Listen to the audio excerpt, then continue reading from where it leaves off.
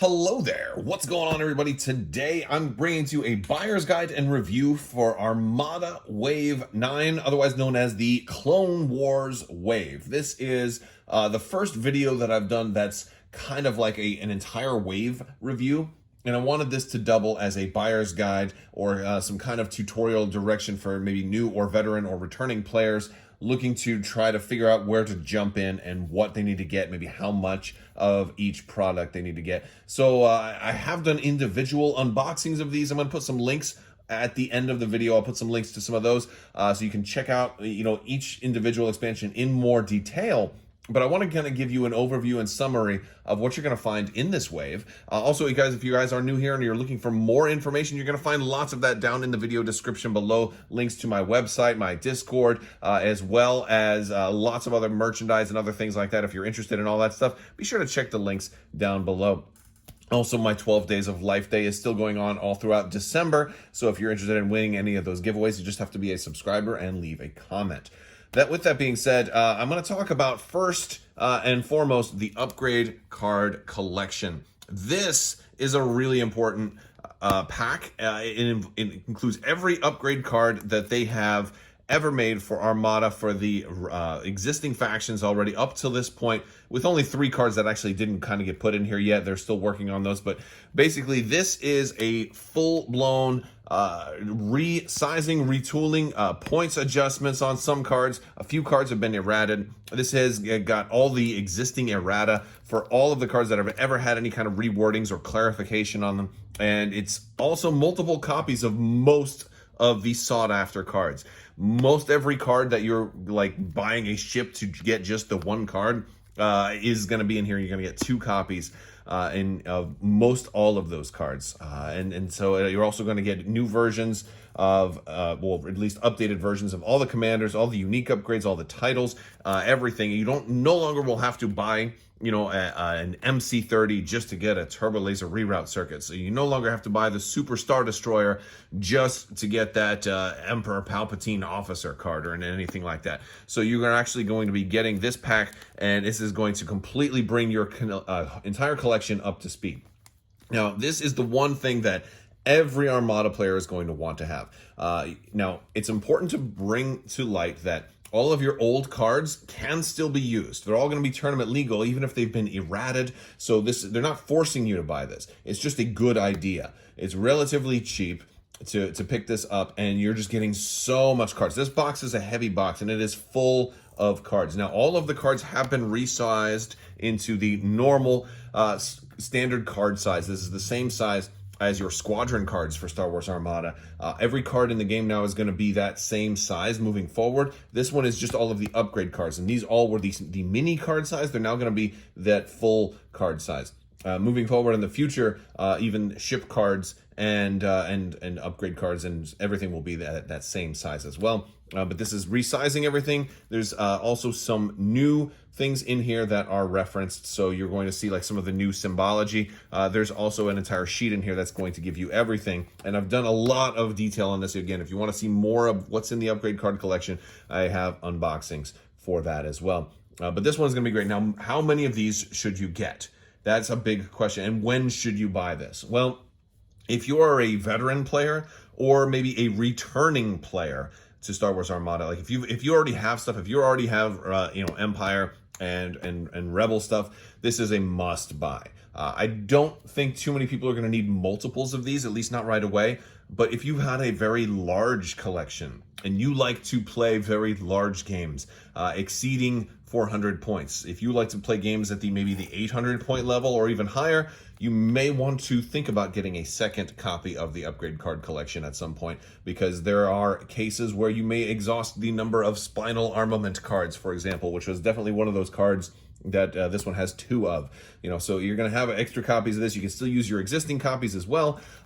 Some folks will want additional copies of this, but there's one of these is going to be enough for almost everybody, and that's a very good thing. So start with one of these. This is going to help get your card collection caught up to speed. Also, if you are a new player jumping in and picking up one of the Clone Wars starters, you won't need this first, but you will want to get one of these fairly early because of all of the upgrade cards. You've got years and years and 8 waves of prior ships worth of upgrade cards that are going to be found in this particular pack. This is going to save you 8 waves worth of purchases, right? So you don't have to go back and buy old Empire and Rebel ships just to get an upgrade card that came in them. You can have all of that stuff in here. So this is a very good thing to have for new players as well, but probably not the first thing that you're going to get. Next up, I'm going to talk about the Dial Pack.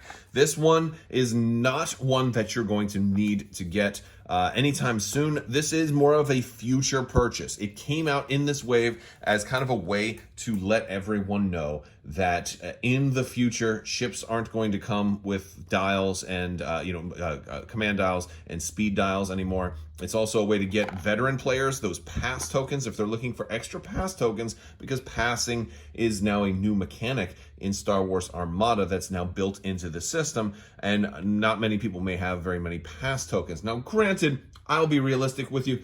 You can probably use any given token as a pass token, but if you want to do it properly, this is the actual token. And so they put some of those in there as well as some extra round tokens. But this is more of the type of expansion you're going to want in the future once, the future waves come out and ships start coming out without command dials. If you are a newer player and you find yourself wanting to run more ships than you have command dials for, this is how you're going to get caught up. This is also means that there's going to be less cardboard and waste in future packs. But right now, I don't think too many people are really going to need to pick this up right now, unless you're just a completionist and want one of every expansion in your collection. You can have this and maybe you'll just save those extra dials because you won't need them immediately. This is a future long-term purchase. Next up, we're going to talk about the individual factions. So I'm going to talk about the Galactic Republic first. First, we have right here, this is the Galactic Republic Fleet Starter. And I also want to point out that Asmodee was gracious enough to send me a full review copy of one of everything that you see here in front of you. So a big thanks to Asmodee for sending that out. They're awesome, and I definitely appreciate that because I had a lot of stuff to want to get, and certain things I would never have gotten. Like I would not have just picked up a dial pack. So I would, because I'm one of the players that won't need one because I've got a large Armada collection. I've got more dials than I will ever need, but I was able to unbox it and bring it to you guys, and I'm able to review this stuff now, even the things that I might not have bought. So thank you to Asmodee for that. All right, so I'm going to talk about the Galactic Republic Fleet Starter. Now, one of the things that's amazing about this, if you're a new player coming into the game, or if you're an older player coming back, this is a full-blown starter. And it's different than the original starter for the game. The original starter had 1 Victory Star Destroyer and then a Nebulon and a Corellian Corvette. So it had 1 Imperial ship and 2 Rebel ships. And that was an introductory 2-player starter, whereas 2-player, Rebels and Empire could play against each other. Here, we are getting a single-player starter. This is more for the competitive mindset. If you're looking to get into the game and challenge someone else's fleet, this gives you a starter fleet. This is going to get you about 200 points worth of a fleet. And I'll point out, if you're a new player, that standard games run at about 400 points. So this is not enough to get you up to a tournament level game. It's about half as much. Okay, now this is about a $100 starter, and so if you buy 2 of these, you will be able to play a full 400-point game, but you don't necessarily have to do that right away. This is going to come with all of the game components. It's going to come with the rule book. It's going to come with some squadrons. You're going to get 4 of these little V-19 squadrons. You're also going to get, I got a close-up one right here. We're going to get the Acclamator as our medium ship, and this one serves as a pretty good flagship. And you're going to get 2 of these consular cruisers to help you fly alongside it and to be your kind of support or your quicker hitters. This is a faction that is going to be ripe with content from the Clone Wars. So you're going to see people like Obi-Wan Kenobi in here, and you're going to see lots of different clones in this faction. If you are a fan of the Jedi and the clones and the Republic, this is the faction that you'll definitely want to be. One of the things that I think that makes this faction very interesting is the fact that the Jedi happen to be in here, and that is evidenced very much through their fighter squadrons. The fighter squadrons pack is going to give you lots of different squadrons. It's going to bring about your Y-Wings and your ARC 170s, and also your Delta 7s. And there's going to be lots of Jedi pilots for the Delta 7s, and they're all going to be about this size. They're just going to have different fighters on them. And I have, again, if you want to see this, either of these closer up, I have individual unboxings for all of these. But this is going to kind of flush out your collection a little bit more and have give you a wider selection of squadrons. And specifically, the more expensive squadrons that are in here, the Jedi, will eat up a lot of your army point costs, but they're also hard to kill and very effective. And so the Jedi are very, very good in the cockpit of a Delta 7, or in Anakin Skywalker's case, in a Y-Wing. In this case. So you're going to get a really cool Jedi in this particular faction, as well as some clone-specific upgrades that kind of talk about the type of training they have. And one of the things that kind of makes this faction stand out is that while a lot of their equipment might be a little older than the equipment of the Empire and the Rebellion, although granted, some of it does carry over, the amount of training that goes into the clones and the amount of specialty that the Jedi possess allow the Republic to be a very formidable faction. And this is a great starter. Again, now, how many do you want to get of everything? What should you buy if you're wanting to play Armada and you want to get involved in this particular starter? Well, I would generally suggest, if you're not sure, if you're not sure if you're going to really get into Armada, one of these starters will get you to be able to play a small game on maybe a 3x3 board without a 200-point fleet limit against somebody else. But keep in mind that that's not a full game. If you want to be able to play full games, I actually suggest 2 starters. 2 starters can get you 400 points. It gives you a little bit of selection on what kind of ships. Like maybe you'll run 2 acclimators and a consular cruiser. Maybe you'll run 1 acclimator and like 3 consular cruisers, because don't forget, you'll have double this many ships if you buy 2 of these. And then a couple of V19s. Your V19s are really nice, well-rounded squadrons that come with this. Also, I would then suggest picking up a Republic Fighter Squadron pack. If you do like, commanding squadrons around the battlefield, a second Republic Fighter Squadron pack is probably one of your subsequent buys, because these are really nice too, and you actually get so many different Jedi for that Delta 7 that I think that's something that you will really want to buy multiples of in the future. And then, of course, once you get comfortable with all of those ships and the squadrons, you'll definitely want to pick up an upgrade card collection as a Republic player. So now you will have the wealth of all the different upgrades that can be used by the Republic that existed in the older cards that have been reprinted for this new 1.5 rule set for Armada. So you're gonna get a lot of additional depth and diversity once you add the upgrade card collection to your fleet. And then if you're happy there, you just have to stand by, because there's going to be more ships coming out, and I will be bringing you news on them when they do. So what else is next? Well, next up we have got the Separatist Alliance. So I'm going to shift this around here and we'll take a look at this one.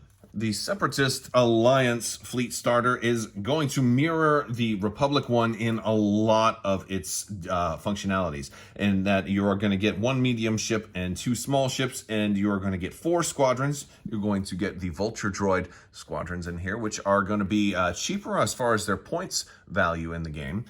So you will actually need more of these to try to fill up a squadron presence, because they...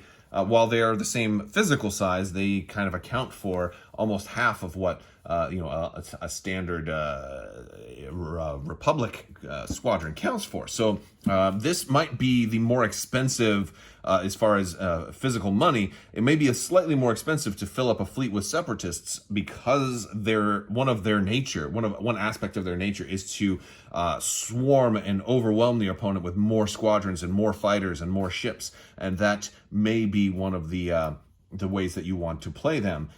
With lots and lots and lots of squadrons, you may find yourself wanting to buy even more Separatist fighter squadrons expansion packs than we had before. So when we get into the squadrons part, that's one thing that might end up making this a slightly more expensive faction to play in the long run. But we're talking a very small, maybe only like a 5% more expensive faction overall. So it's not like that's going to be the main driving factor.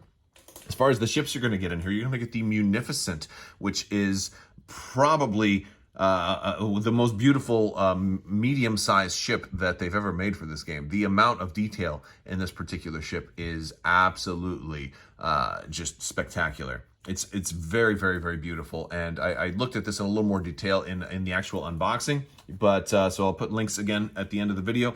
There's also the hard sell that comes in this as well. Now, a lot of you might not recognize this ship as flying sideways, because this is kind of like a rocket, like almost like a 1960s rocket. But this was seen in episode 2, landed down on the ground of Geonosis. If you look at the Battle of Geonosis again, you will see these guys. You might have thought that they were just fuel tankers, but those were actually booster rockets to try to help this thing take off. And you can even see its landing gear right there on the back in flight mode, which is pretty cool. You're going to get 2 of these in this pack, and then 1 of the Munificence. You're going to get 4 of your Vulture Droid fighters.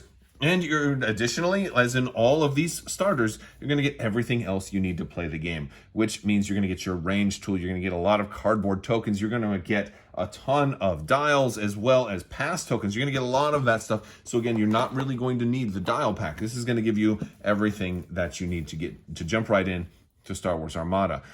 You're also going to get a damage deck. You're going to get your movement tool. You're going to get all of that stuff.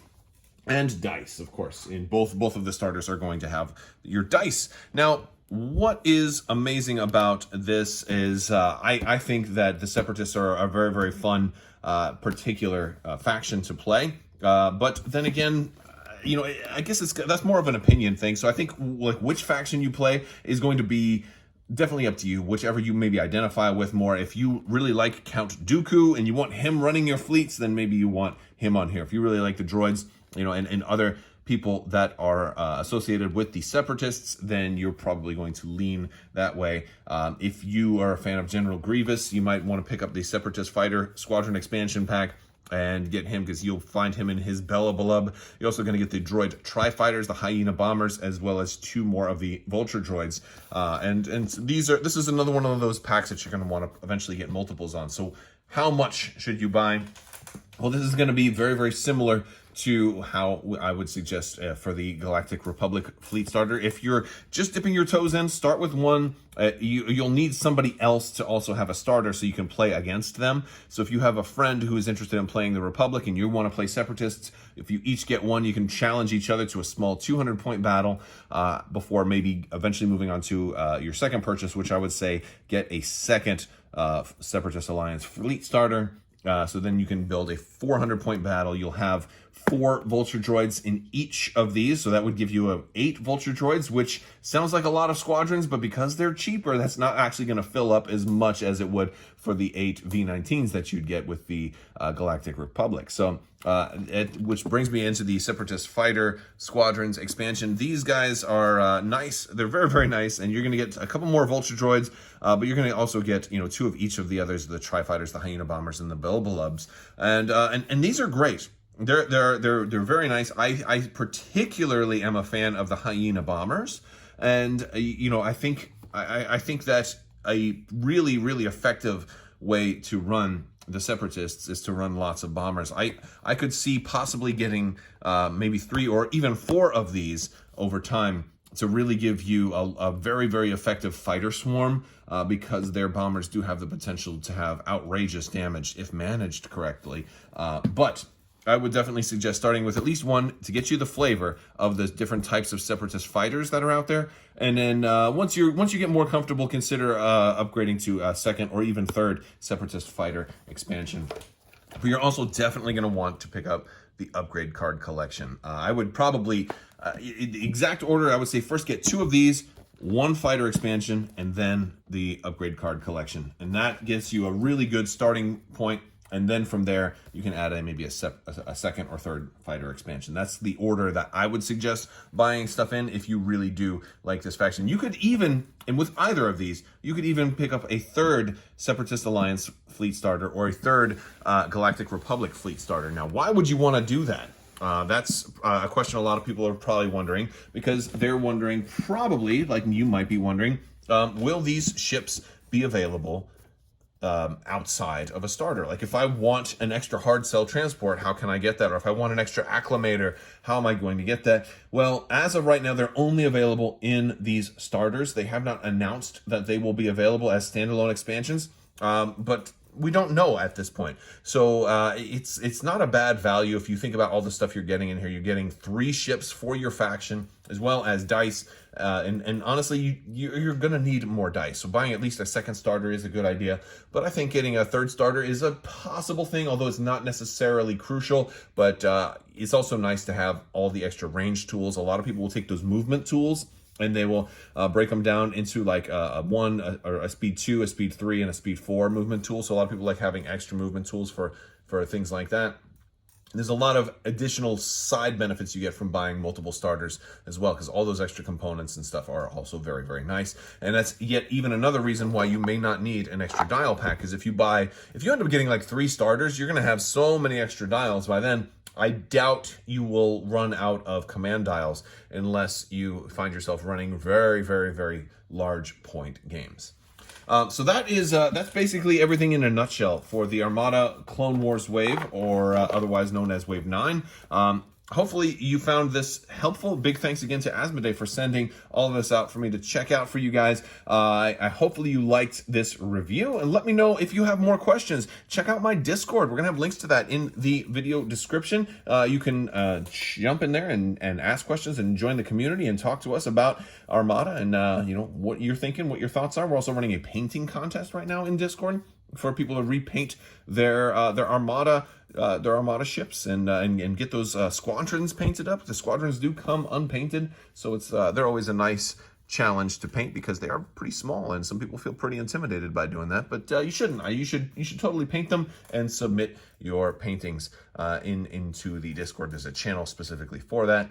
It would be very, very fun to get a look at all of them. All right, guys, that's all I've got for today. I want to thank you all so much for watching. If you like this video, go ahead and give it a thumbs up. Let me know what you think down in the comments below. Don't forget to click that subscribe button. Click that bell for alerts so you don't miss when new content comes out. I do new content every day. A lot of it is focused on Star Wars Armada, Star Wars X-Wing, Star Wars Legion, Star Wars gaming as a whole, but I also do other board games and other Star Wars stuff that is not necessarily gaming related from time to time, like collectibles, lightsabers, helmets, things like that. I want to thank you guys so much for watching. Big thanks to my patrons as well. You guys are absolutely amazing, and I could not do this without you. So thank you for your continued support.